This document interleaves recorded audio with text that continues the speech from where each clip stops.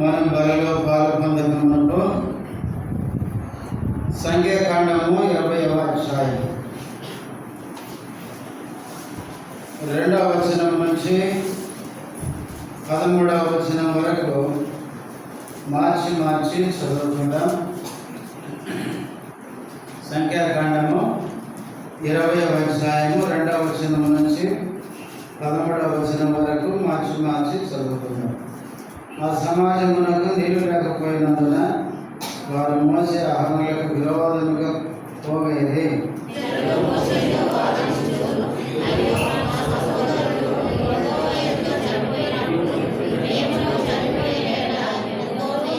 అయితే మేమును మా పశువులను ఇక్కడ చనిపోయినట్లు అరణ్యంలోనికి యెహోవా సమాజమును మెరేలా తెచ్చితిరి.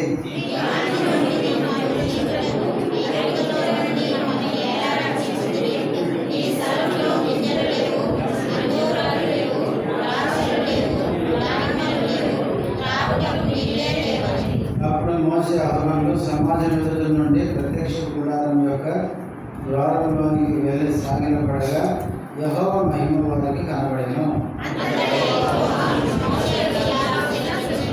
నీవు నీ కర్రను తీసుకొని నీవును నీ సహోదరుడైన అహరోనును ఈ సమాజమును పోగు చేసి వారి కనుల ఎదుట ఆ బండతో మాట్లాడము, అది నీళ్ళనిచ్చును. నీవు వారి కొరకు నీళ్లను బండలో నుండి రప్పించి సమాజమునకును వారి పశువులకును త్రాగుటకును.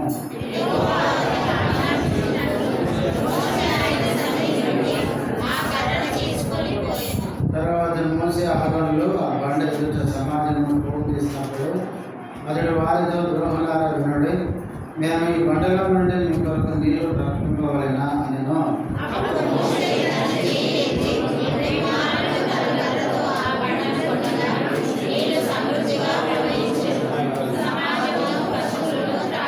అప్పుడు యెహోవా మోసే అహరోనులతో, నేను ఇశ్రాయేలు కనుల ఎదుట నా పరిశుద్ధతను సన్మానించినట్లు నన్ను నమ్ముకొనకపోతిరి కనుక ఈ సమాజంలో నేను వారికి ఇచ్చిన దేశంలోనికి మీరు తోడుకొని పోవాలని చెప్పాను.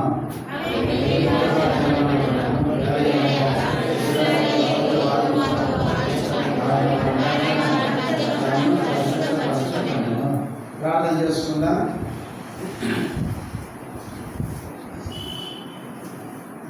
ప్రేమ కలిగిన తండ్రి, పరిశుద్ధుడైన దేవా, యేసు నామములో వందనములు, స్తోత్రాలు, ఆరాధనలో మీరు చేసిన సహాయానికి స్తుతిస్తున్నాం. బలలో పాల్పొందక మనకు చదవబడిన వాక్య భాగంలో నుంచి మాతో మాట్లాడండి. మీ మెల్లనైన స్వరాన్ని వినే చెవులు మాకు దయచేయండి. దాసుడు బలహీనుడు, మీరే బలపరచండి. మీ మహిమ కొరకు వాడుకొనము. నన్ను మమ్మల్ని మీ చేతులకు అప్పగించుకుంటూ యేసుక్రీస్తు నామములో స్తుతించి ప్రార్థిస్తున్నాము తండ్రి, ఆమేన్.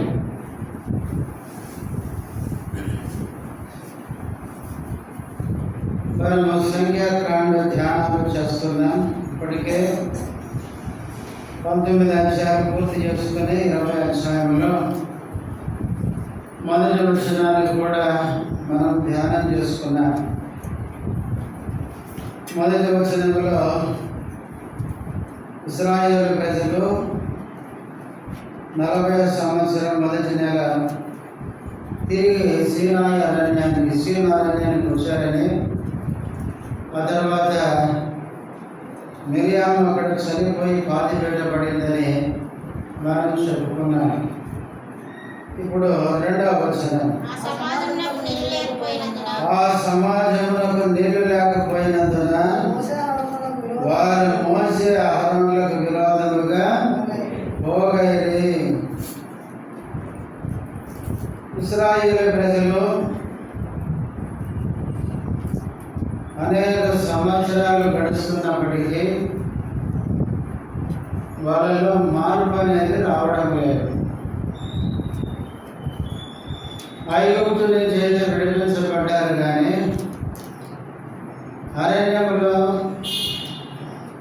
వారి జీవితాల్లో జరుగుతున్న పరిస్థితులను చూస్తున్నప్పుడు వారు అనేక విషయాలు నేర్చుకోవాలి. కానీ వాళ్ళ కళ్ళ ముందే అనేక కార్యాలు జరగడం వాళ్ళు చూస్తున్నప్పటికీ వాళ్ళకి బుద్ధి రావడం లేదు, వాళ్ళు మార్పు చెందడం లేదు. మొదటి వచనంలోనే ఎవరు చనిపోయినారు? మిర్యాము చనిపోయింది. ఐగుప్తు నుంచి విడిపించబడిన మిర్యాము కనాను చేరుకోకుండానే అరణ్యంలో ఏమైపోయింది? చనిపోయింది. ఆమె సాగు చూసిన వెంటనే వీళ్ళు కూడా అర్థం చేసుకోవాలి, ఎందుకు మిర్యాము చనిపోయింది కనాను చేరుకోకుండా. దానికి కారణం 12వ అధ్యాయంలో మోషేకు విరోధంగా మిర్యాము ఏం చేసింది? తిరుగుబాటు చేసింది, విరోధంగా మాట్లాడింది. కాబట్టి ఆమె చేసిన పాపాన్ని బట్టి ఆమె అరణ్యంలో రాలిపోయింది అని చెప్పవచ్చు. ఇదంతా ఇశ్రాయేలు ప్రజలు చూస్తున్నారు, కానీ మేము కూడా తిరుగుబాటు చేస్తే మాకు కూడా దేవుడు అలాంటి శిక్ష విధిస్తాడేమో అనే ఆలోచన వాళ్ళు చేయడం లేదు. ఇక్కడ 12వ అధ్యాయంలో మిర్యాము తిరుగుబాటు చేసింది, కుష్ఠరోగాన్ని తెలుసుకుంది. 16వ అధ్యాయంలో కోరాహు, దాదాను, అబీరాములు వారి సమూహము మోసే అహరోను మీద తిరుగుబాటు చేసి వాళ్ళు కూడా నశించిపోయినారు. ఇవన్నీ వాళ్ళు చూస్తున్నారు అరణ్యంలో. అయినా మరలా 20వ అధ్యాయం 2వ వచనానికి వచ్చేసరికి మోసే అహరోనుల మీద ఏం చేస్తున్నారు? విరోధంగా పోగయ్యారండి. అయితే వీళ్ళు కళ్ళ ముందు జరిగే వాటిని చూసి వీళ్ళు ఏం నేర్చుకునే పరిస్థితి వీళ్ళకి లేదు. ఈరోజు కూడా మనము ఎన్నో చూస్తున్నాం, ఎన్నో జరుగుతున్నాయి. అయినా ఇంకా మనము మార్పు చెందకుండా మన జీవితంలో అలాగే పర్వాలేదు, మన దాకా రాలేదని అనుకుంటున్నాం కదా.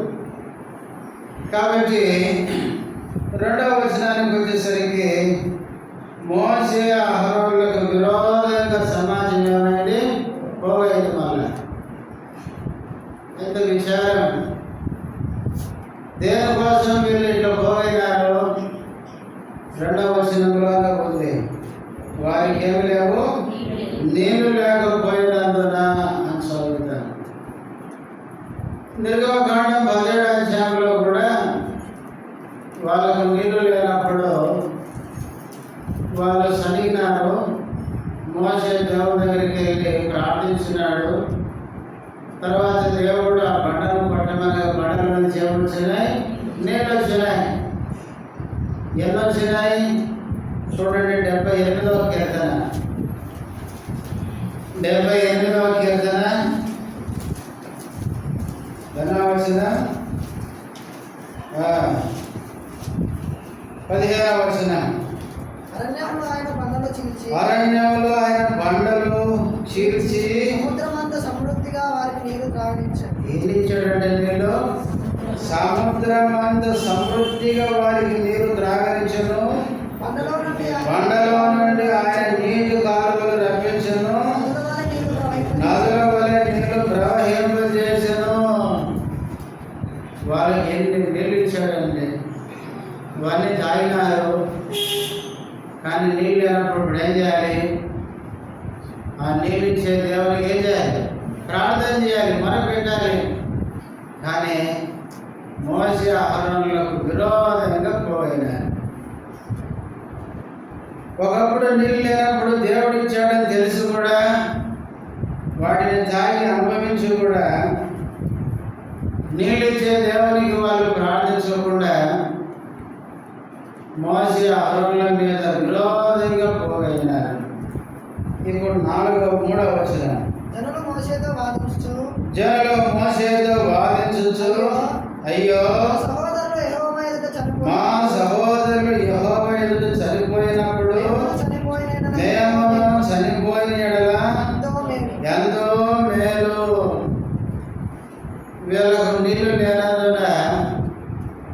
వీళ్ళు ఏ కోరుకుంటున్నారు? చావు కోరుకుంటున్నారు. వీళ్ళకి 40 సంవత్సరాల నుంచి ఇదే పాట.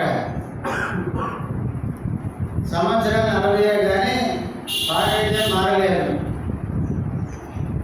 అంటే వీళ్ళలో ఏ మార్పు అనేది రావడం లేదు.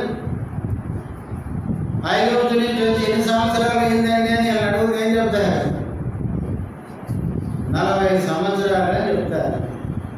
మరి మీరేం నేర్చుకున్నారంటే మాకు సాగు వస్తే బాగుంది అంటారు. 40 సంవత్సరాలైన వీళ్ళలో ఏమాత్రం కూడా మార్పు అనేది రాలేదు. దేవుడు వీళ్ళతో ఉన్నాడు. బైబిల్లో మనం చదివితే పగలు మేఘస్తంభంలో, రాత్రి అగ్నిస్తంభంలో ఉండి దేవుడు వీళ్ళని నడిపిస్తున్నాడు. వీళ్ళకి ఎప్పుడు ఏది కావాలో వాటన్నిటినీ దేవుడు ఇస్తున్నాడు. దేవుని కార్యములు, దేవుని యొక్క గొప్పతనం, శక్తి ఇవన్నీ వీళ్ళు అనుభవిస్తూనే దేవుని కార్యములు చూస్తూ వీళ్ళలో కొంచెం కూడా మార్పు వస్తలేదు. చాలాసార్లు మనం కూడా అంతే. ప్రభు నమ్మి ఎన్ని సంవత్సరాలంటే మనం చెప్తాం, నేను చాలా సంవత్సరాలని చెప్తాం. మంచిదే. ఇన్ని సంవత్సరాలకి ఏం నేర్చుకున్నాం? ఇశ్రాయేలు ప్రజలు ఐగుప్తు నుంచి బయటకు వచ్చినప్పుడు ఎర్ర సముద్రం దగ్గర ఏమన్నారు? మేము ఐగుప్తులో చచ్చిపోయింటే బాగుండు అన్నారు. ఇదే మాట అక్కడ 40 సంవత్సరాల క్రితం ఇదే మాటలు మాట్లాడినారు. ఇప్పుడు 40 సంవత్సరాల తర్వాత కూడా ఇదే కథ వెళ్ళండి. అంటే వీళ్ళలో ఏమాత్రము కూడా ఏం రాలేదు, మార్పు రాలేదు, ఏమి నేర్పు లేదు. చాలామంది ఎట్లుంటారంటే ఎన్నో సంవత్సరాలు మందిరానికి వస్తారు, కానీ ఆరాధన చేయడం రాదు, ప్రార్థన చేయడం రాదు. బైబిల్లో ఏమన్నా నీకు 4 వచనాలు గుర్తున్నాయంటే అసలు బైబిల్లో పుస్తకాలు ఏమున్నాయో కూడా తెలియదు. చాలా విచిత్రం ఏంటంటే విశ్వాసులకి 66 పుస్తకాలు ఉన్నాయన్న సంగతి కూడా పదవి తెలియదు. ఎంత విచిత్రం అంటే ఈ 66 పుస్తకాలు ఏది ఏం కాకుండాదో కూడా తెలియదు. మీకా గ్రంథము అంటే ఈ మీకా ఇప్పుడు అది చాలా భజనపడి ఎప్పుడు దొరుకుతుంది మీకా. తర్వాత యోవేలు గ్రంథం అనేసరికి అసలు దొరకదు. కాబట్టి బైబిల్లో ఇన్ని సంవత్సరాలకి మనం బైబిల్ చదువుతూ ఏ పుస్తకం తర్వాత ఏది ఉంటుందో కూడా తెలియకపోతే ఇక మనం ఏం నేర్చుకున్నట్టు? నేను గమనిస్తున్నాను, భక్తులు ఎవరైనా చేస్తారేమో ఆ స్వరం విందాం అనుకుంటే ఆదులే చేస్తున్నారు, కానీ భక్తుల స్వరం వినపడుతుంది. అంటే మన ఉద్దేశం ఏంటి? 24 గంటలు ఆరాధన చేయదని ఫిక్స్ అయిపోయారేంటి? ఎంత కృతజ్ఞత లేని వాళ్ళని చెప్పండి. 40 సంవత్సరాలైన ఇశ్రాయేలు ప్రజలు ఏదో వాళ్ళలో మార్పు రాలేదంటే బైబిల్లో ఉంది. దేవుడు చేసిన కార్యములను వెనువెంటనే మర్చిపోయారు వాళ్ళు. మనం కూడా ఆరాధన చేయడానికి ఎందుకు రావడం లేదంటే ఇంకా ఈ పోయిన వారం పోయింది, ఈ వారం చూసుకుందామండి. మనం ఆరాధన చేయకపోతే ఎంత బాధపడాలి మనం. ఇలా మనము మందిరానికి వచ్చింది ఆరాధన చేయడానికి. ఒక్క మాట ఏదో చేయొచ్చు కదా. ఎవరేమంటారు చెప్పండి? మీ మీద కేసు పెడతారా? 5 రోజులు ఈ ఆరాధన సరిగ్గా తిరిగేది ఆయన ఎవరైనా కేసు పెడతారు చెప్పండి? ఎప్పుడు కూడా మనం నేర్చుకుంటే, మనం నేర్చుకోవాలని ఆశ ఉంటే దేవుడు మనకు నేర్పిస్తాడు. అందుకే యోహాను కీర్తనలు 34లో దావీదు అంటాడు, ఏమంటాడు? చిన్న పిల్లలారా నా యొద్దకు వచ్చి యెహోవా యందు భక్తి వస్తే ఏం నేర్పి భక్తి నేర్పేదని అంటాడు. దేవుని దగ్గరకు వచ్చి అయ్యా నాకు నేర్పించాలంటే నేర్పిస్తాడు. ఒకసారి యేసు శిష్యులు అడిగిన, ప్రభువా మాకు ప్రార్థన నేర్పిస్తాడు. ఆయన పరలోక ప్రార్థన నేర్పించినాడు. కాబట్టి నేర్చుకోవాలని ఆశ మనకు ఉండాలి. ఇశ్రాయేలు ప్రజలు 40 సంవత్సరాలైనా కూడా, సంవత్సరాలు 40 కానీ వాళ్ళ జీవితాల్లో ఏమాత్రం మార్పు లేదు. వాళ్ళ జీవితం యథావిధిగా సాగిపోతుంది. వాళ్ళు మళ్ళీ చావే కోరుకుంటున్నారు. మేము సచ్చిన అంటే మా సహోదరులు యెహోవా ఎదుట చనిపోయినప్పుడు, అంటే 16 అధ్యాయులు చచ్చిపోయారు కదా, కోరాహు, దాతాను, అభిరాములు 250 మంది. వాళ్ళు చచ్చిపోయిన ఆ టైంలోనే మేము చచ్చిపోతే బాగుండే అని, అప్పుడు చచ్చిపోయింది మేలు మాకు అని చావు కోరుకుంటున్నారు. ఇంకా ఏమన్నారు? 4వ వచనం, అయితే మేమును మా పశువులను ఇక్కడ చనిపోవునట్లు ఈ అరణ్యములోనికి యెహోవా సమాజమును అంటే ప్రశ్నిస్తున్నారు. ఈ అరణ్యములోనికి మేము మా పశువులు చావడానికి మీరేలా తెచ్చింది అంటే, వీళ్ళ మనసులో ఏముంది చెప్పండి? కానాను పోదామనే విశ్వాసం అస్సలే లేదు. మరి ఐగుప్తునికి ఎందుకు వచ్చినట్టు వీళ్ళు? వాస్తవంగా హృదయం నిండు ఉండేదాన్ని బట్టి నోరు మాట్లాడుతుంది. అరణ్యంలో మమ్మల్ని చంపడానికి, మమ్మల్ని మా పశువులను చంపడానికి మీరెందుకు వచ్చారు అని క్వశ్చన్ చేస్తున్నారంటే, వీళ్ళు అరణ్యంలో చచ్చిపోతామనే నమ్ముతున్నారు కానీ కనాను పోతామని ఏ కోశాన కలిగి విశ్వాసం లేదు. అందుకనే వీళ్ళు జీవితాలు ఇట్లా తాగాయి. చాలా మంది విశ్వాసులకు కూడా ఇట్లాంటి మనసే ఉంటుంది. నేను ఒక దినాన పరలోకం పోతాను అనుకునే వ్యక్తి ఎట్లుంటాడంటే, పరలోకానికి వెళ్ళే వ్యక్తి పరలోక సంబంధమైన వ్యక్తిగా మారుతాడు. పరలోకానికి మనం వెళ్తామని నమ్మకం ఎప్పుడైతే ఉండదో ఇక ఇష్టం వచ్చినట్టు ప్రవర్తిస్తాను. ఎందుకంటే అసలు నేను ఎటుపోతానో ఏమో నాకే తెలుసు అన్నట్టు. కాబట్టి ప్రియులారా, వీళ్ళకి పరలోకం పోతాము, వీళ్ళ కనాలు పోతామని నమ్మకం లేదు. ఈరోజు చాలామంది ఇట్లాంటి అవిశ్వాసంలో ఉన్నారు. మందిరానికి వస్తారు, వాక్యం వింటారు, ఎన్ని వర్తమానాలు వింటారు, అయినా కూడా నేను ప్రభువుని నమ్మాను, రక్షణ పొందాను, ఒక దినం నేను చనిపోయినా లేక నా ప్రభు వచ్చినా నేను పరలోకానికి పోతాను అది నమ్మకం ఎంతమందికి ఉంది? ఆ నమ్మకం మనకు ఉంటే ఖచ్చితంగా పరలోకంలో వాతావరణం ఎట్లుంటుందో అతి వాతావరణం నా జీవితంలో రావాలనుకుంటాను. పరలోక సంబంధమైన భక్తి జీవితాన్ని అలవర్చుకుంటాను. అటు రావడం లేదంటే అర్థం ఏంటంటే, నువ్వు పరలోకం పోతావని నీకే లేదు నమ్మకం. కాబట్టి ప్రియులారా, ఇశ్రాయేలు ప్రజలు మోసే అహరోనులను ప్రశ్నిస్తున్నారు.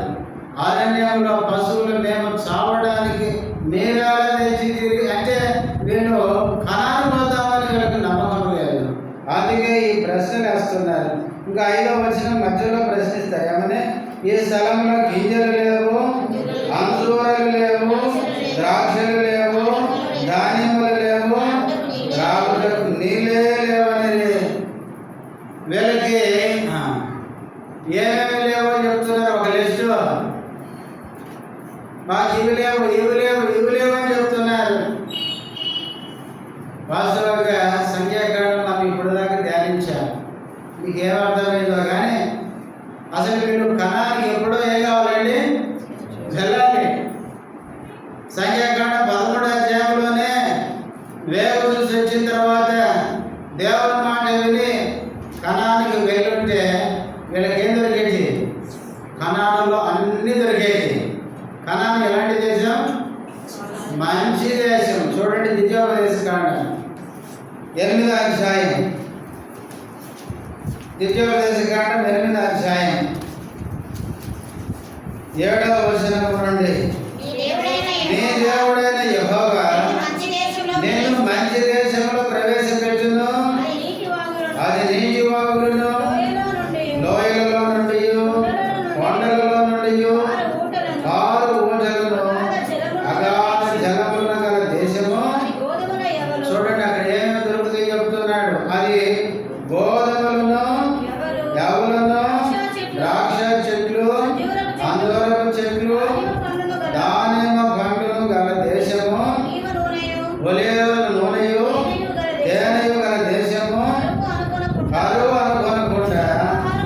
నీవు ఆహారం తిని దేశము అందులో నీకు ఏ లోపం ఉండదు.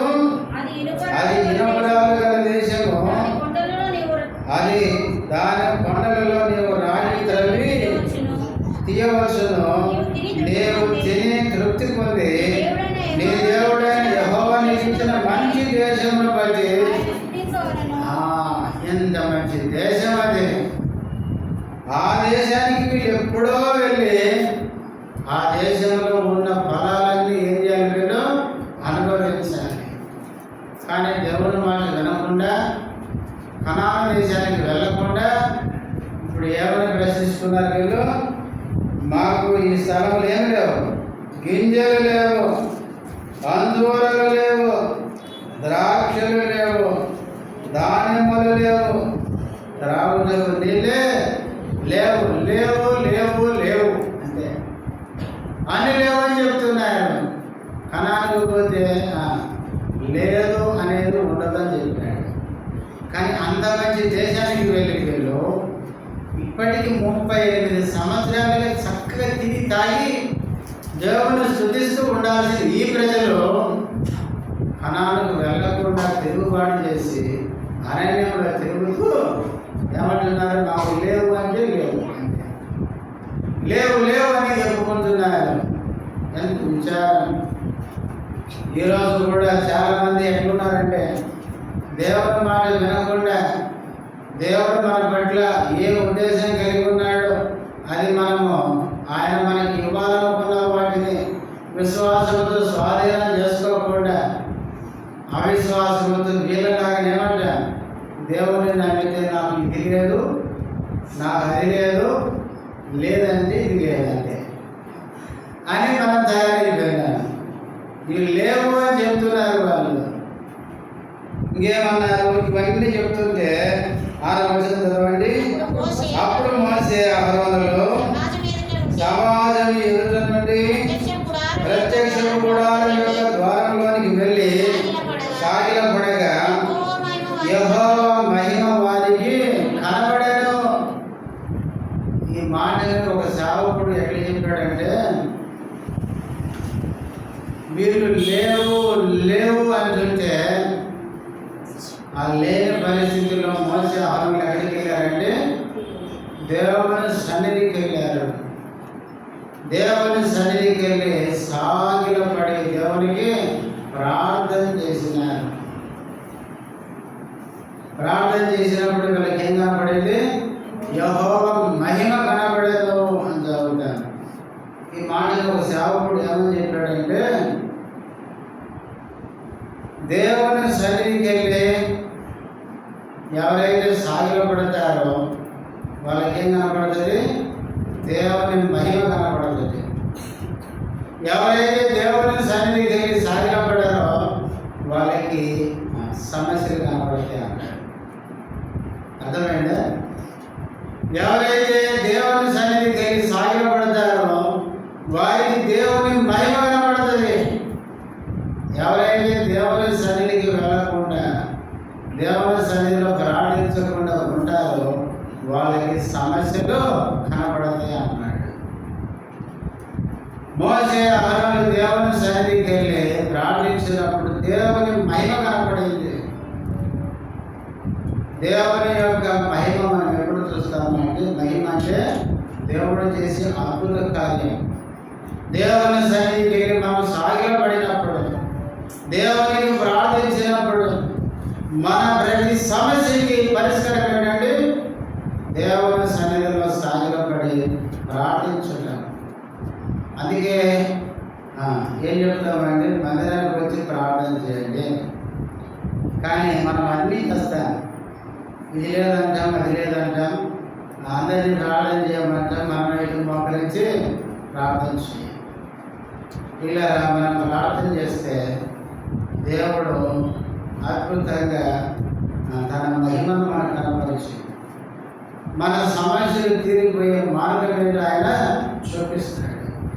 ఎప్పుడైతే ఈ దేవుని దాసులు వచ్చి ప్రత్యక్ష గుడారం మీద సాగిలపడి ప్రార్థించారో దేవుని మహిమ కనపడింది. అంతేకాదు 7వ వచనం, అంతటి యెహోవా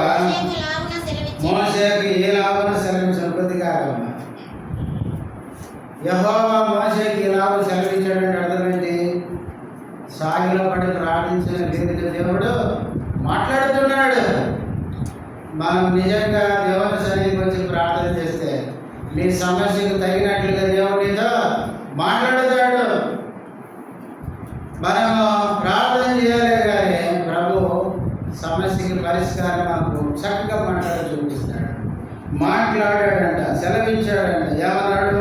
8వ వచనం, నీవు నీ కర్రను తీసుకొని నీవును నీ సహోదరుడైన అహరోనును ఈ సమాజమును బాగు చేసి వారి కన్నుల ఎదుట ఆ బండతో మాట్లాడము. అంటే నీళ్ళు వచ్చే మార్గాన్ని దేవుడు వాళ్ళతో మాట్లాడి చెప్పినాడు.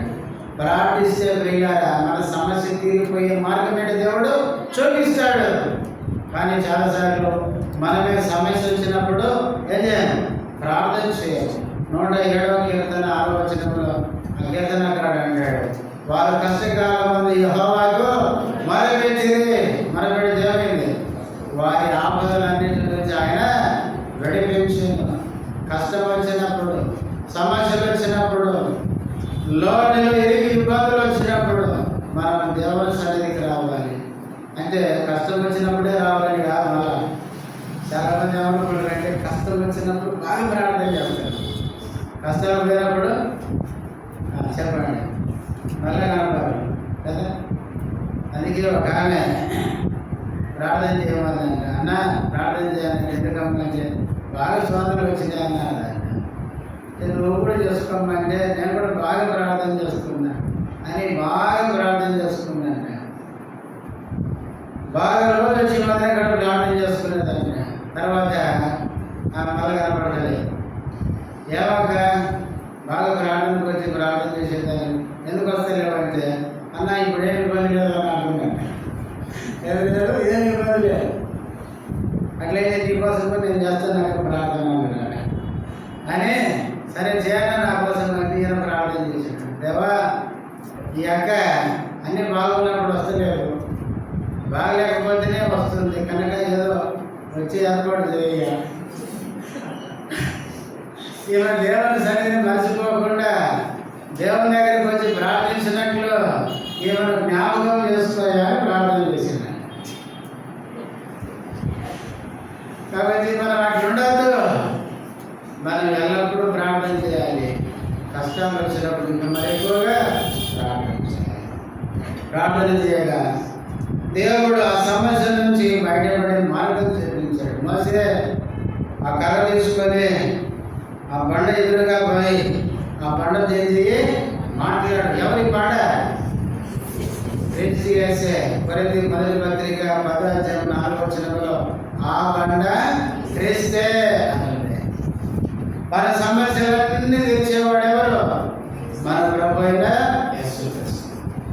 మాట్లాడితే నిలుస్తుంది, సమస్య తీరిపోతుంది అని చెబితే ఇప్పుడు ఆయన పోయి ఏం చెడు 9వ వచనం, యెహోవా అతనికి ఆజ్ఞాపించినట్లు మోషే ఆయన సన్నిధి నుండి ఆ కర్రను తీసుకొని పోయాను. తర్వాత మోషే అహరోనులు ఆ బండ ఎదుట సమాజంలో పోగు చేసినప్పుడు అతడు వారితో, ద్రోహులార వినుడి, మేము ఈ బండలో నుండి మీ కొరకు నీళ్లు రప్పింపవలెనా అనేను. మీరు కూడా పాపం వెళ్ళడం ఏగి 40 ఏళ్ళు విసిగిపోయినారు. ఏం చేస్తారు? బైబిల్లో కీర్తనల గ్రంథంలో చదువుతాం. ఈ సందర్భాన్ని గురించి చూడండి. 106వ కీర్తన 106వ కీర్తన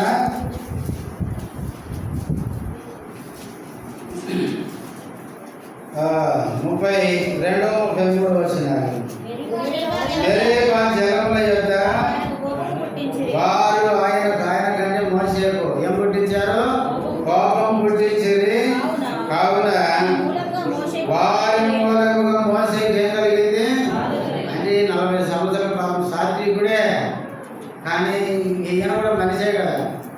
అందుకనే ఇన్నేళ్ళు పాపం ఓర్చుకొని ఈయన సహించలేక కోపం తెచ్చుకున్నాడు వాళ్ళ మీద. మోషే భూమి మీద ఉన్న వారందరూ వ్యక్తిని ఏమన్నాడు? సాత్వికుడు అని చెప్పినాడు. కానీ ఈ ప్రజల దెబ్బకి విసిగిపోయినాడు. ఆయన కూడా బైబిల్లో దేవుడే విసిగి అన్నాడు. 40 సంవత్సరాలు వారు చేష్టని సహించాడంట. వారి వల్ల విసిగాడని బైబిల్లో దేవుడే చెప్పినాడు. మరి మోసే కూడా మరి విసిగి కూడా. అందుకనే మోసే కోపం తెప్పించాడంట. అమ్మాట చూడండి, ఆయనకు కోపము ఆయనకు పుట్టలేదు, పుట్టించినారు ఇవే. కోపం పుట్టించింది కావున వారి మూలంగా మోసేకి ఏం కలిగింది? బాధ కలిగింది.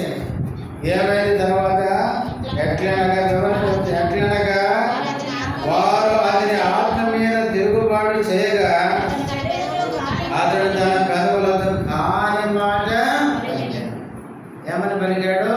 ద్రోహులారా అన్నాడు. చూడండి, ఈ మోసేకు వాళ్ళు కోపం పుట్టించారు. ఆయన బాధపడి మోసే ఏమన్నాడంటే దేవుడు ఏం చెప్పాడు? మీరు మనుషులతో సమాజంతో మాట్లాడదు.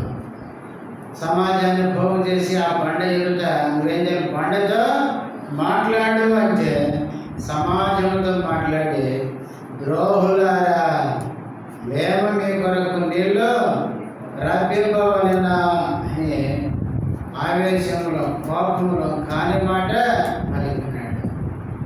అందుకనే బైబిల్లో ఉంది, నరుని కోపంలో దేవుని నీతిని నెరవేర్చదు. కొన్నిసార్లు మనకు వచ్చే కోపాలు నీతిని నెరవేర్చకపోగా దేవుని నీతిని పాడు చేసేదిగా మన కోపాలు ఉంటాయి.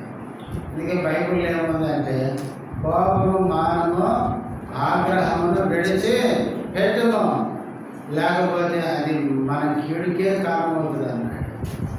కాబట్టి మోసే కోపగించుకొని ద్రోహులారా అని కాని మాట పలికాడు. ఇంకేం చేశాడు? 11వ వచనం.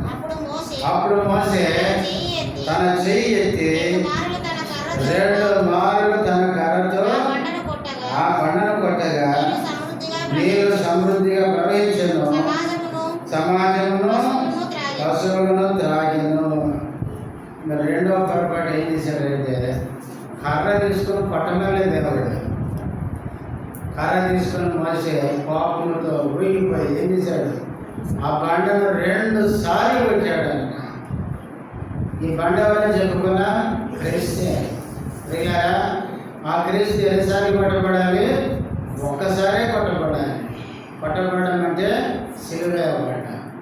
పాత నిబంధనలో బండ కొట్టబడడం అనేది క్రొత్త నిబంధనలో మన పాపముల కొరకు సిలువేయబడడం ఒక్కసారే జరగాలి. కానీ మోసే అవిధేయతను బట్టి 2 సార్లు కొట్టబడింది. ఇలాగా 2 సార్లు ఆయన కొట్టినాడు. అట్లాగే దేవుని మాట దేవుడే చెప్పింది వినకుండా దేవునికి అవిధేయులమైన జీవించినామనుకోండి, మనల్ని బట్టి క్రీస్తు మరలా ఏం చేయబడతాడు? కొట్టబడతాడు, సిలువేయబడతాడు. చూడండి, హెబ్రీ పత్రిక 6వ అధ్యాయం. హెబ్రీలకు రాసిన పత్రిక 6వ అధ్యాయం 4వ వచనం చదవండి. ఒకసారి వెలిగింపబడి పరలోక సంబంధమైన వరమును రుచి చూచి పరిశుద్ధాత్మలో బాలివారై దేవుని దివ్యవాక్యమును రాబో యుగ సంబంధమైన శక్తుల ప్రభావమును అనుభవించిన తర్వాత తప్పిపోయిన వారు తమ విషయంలో దేవుని కుమారుని మరలా సిలువ వేసు బాహాటముగా ఆయనను అవమానపరచుచున్నారు. చాలా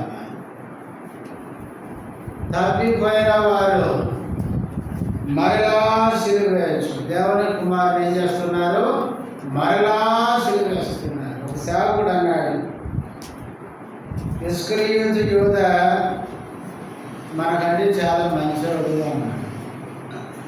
ఇస్కరియోతు యూద మనకంటే చాలా ఏంటంటే మంచివాడు అంటే ఎందుకు? యేసు ప్రభువును ఒక్కసారి సిలువేశాడు. అయితే ఈనాటి క్రైస్తవులు మరలా ఏం చేస్తున్నారు? సిలువేస్తున్నారు అని చెప్తున్నాడు.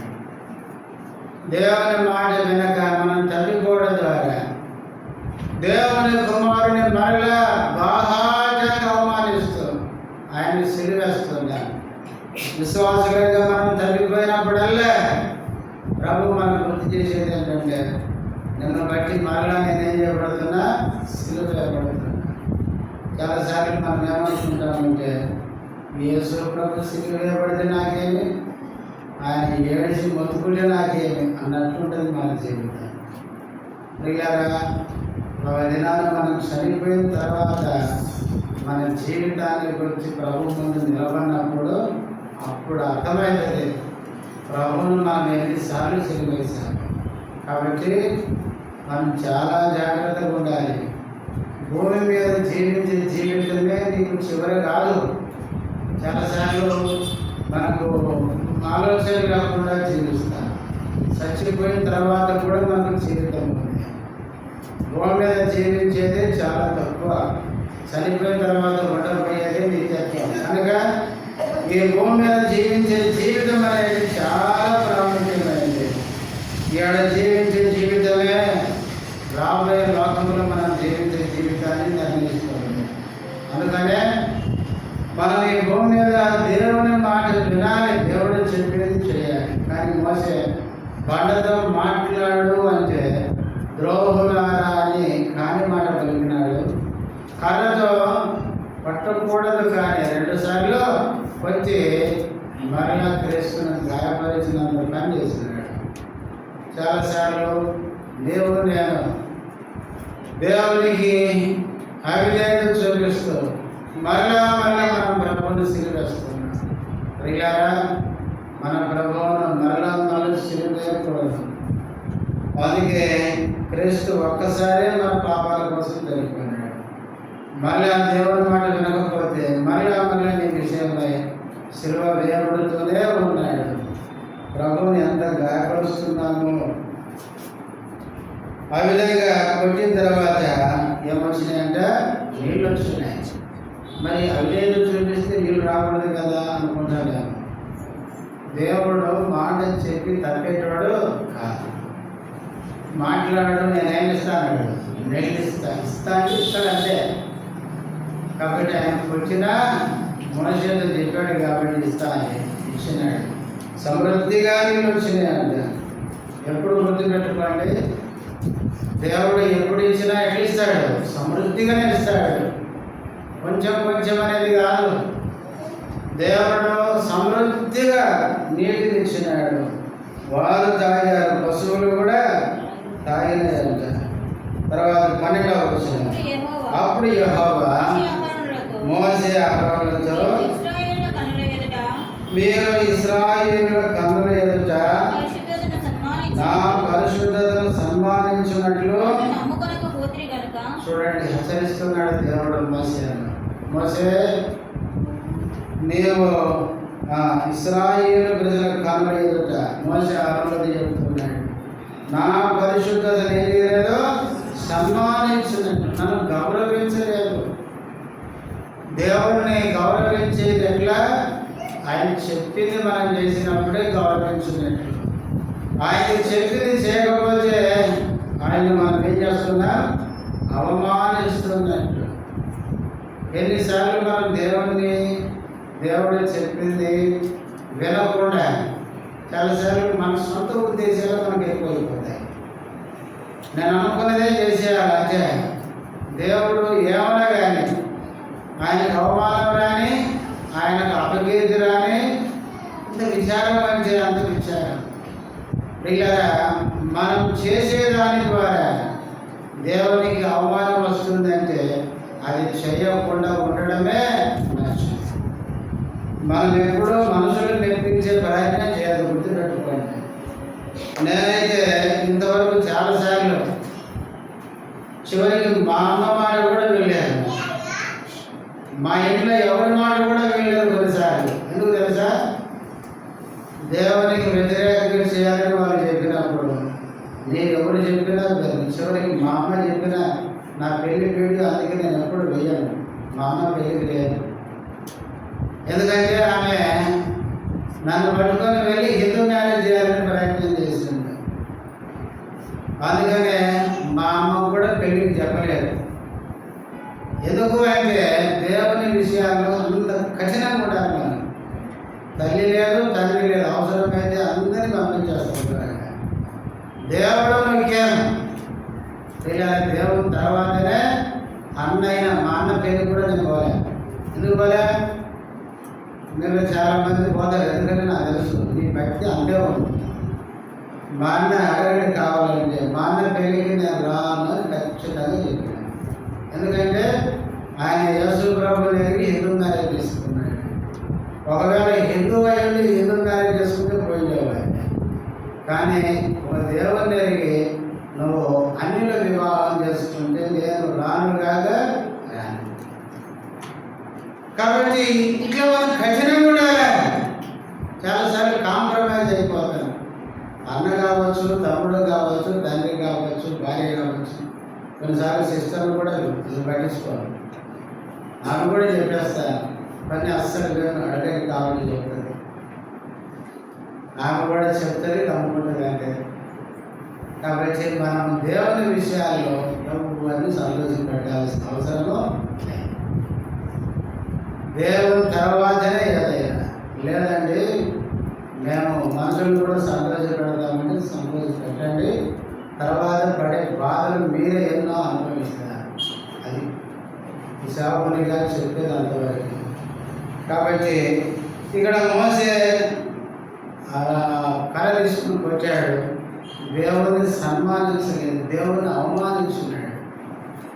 అందుకే దేవుడు ఎంత బాధపడి మాటలు చెప్పినాడు మోసే ఆహ్వానంలో. మీరు ఇశ్రాయేలు కన్నుల ఎదుట ఏమయ్యా మీరు దైవజనులు నా పరిశుద్ధతను ఏం చేయలేదు, సన్మానించలేదు, అవమానించినాడయ్యా. ఎంత అవమానం వచ్చిందన్నా, ఎంత బాధపడినాడు అని ఇంకేమన్నాడు, నన్ను నమ్ముకొనకపోతే కనుక ఈ మాట చూడండి ఎంత తీర్మానం చేసుకున్నాడు దేవుడు. ఈ సమాజంలో నేను వారికి ఇచ్చిన దేశంలోనికి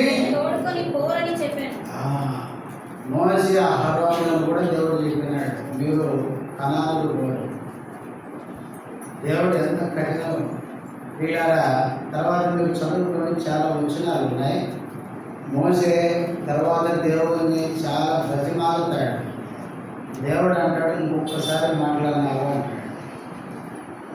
చూడండి, ఒక వచనం నేను చదివించి సమయం అయిపోయి ముగించేస్తాను. ద్వితీయోపదేశ కాండము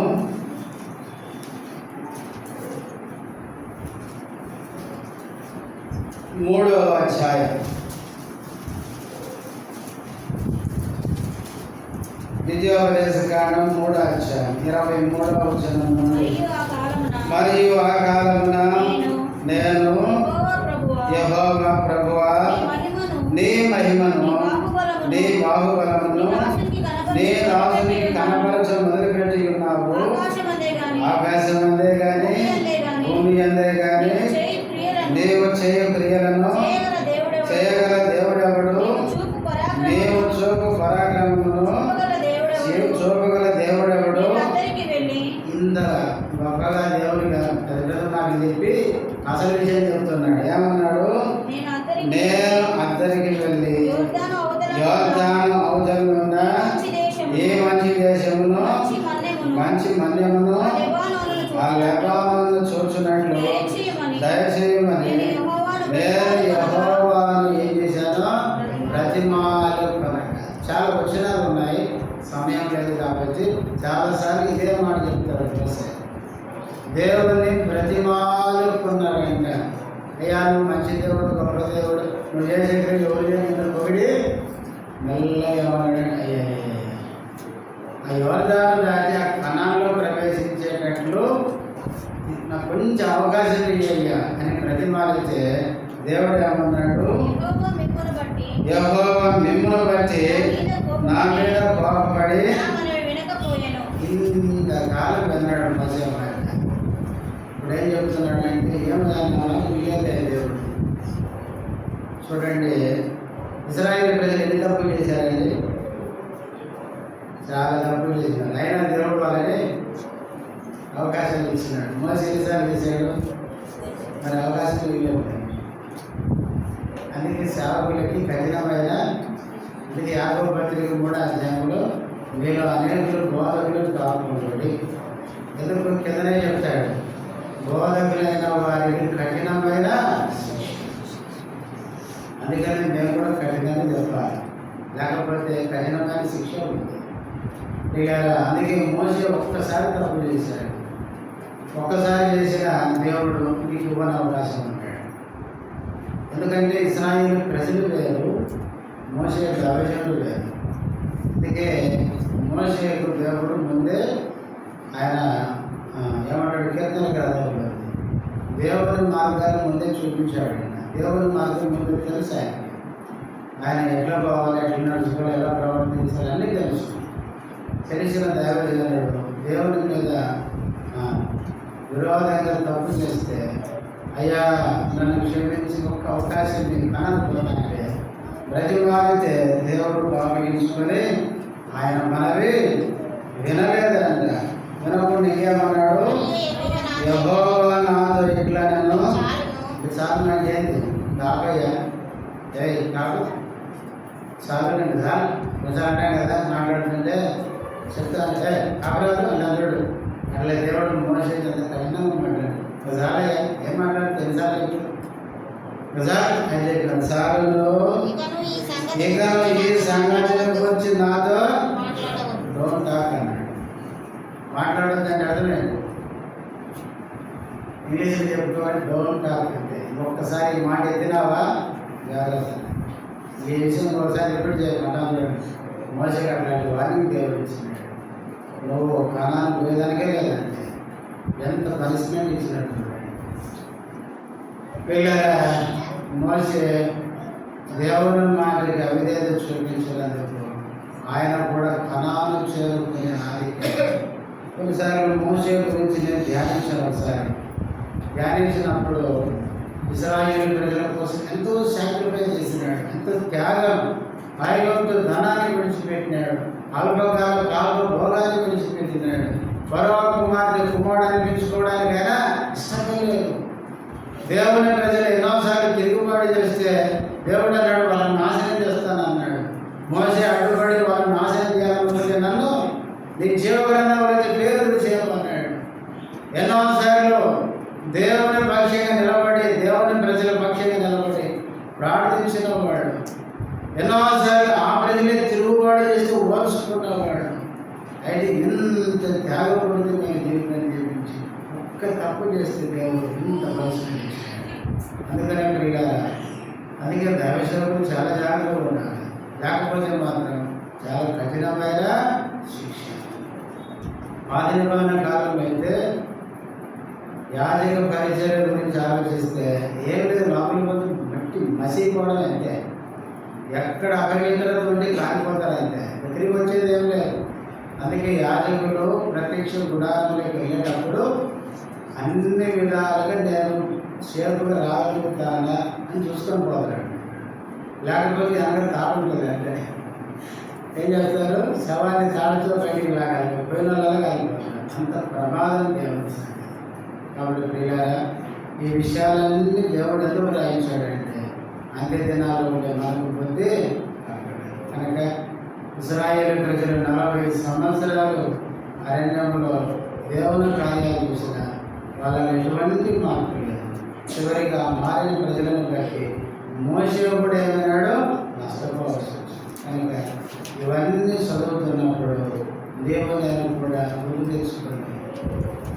ఇంతవరకు జీవించిన జీవితం ఏదో పోయింది, జీవించబోయే కాలమైన ప్రభు కొరకు జీవిద్దాం, ప్రభు మహిమాతమే జీవిద్దాం.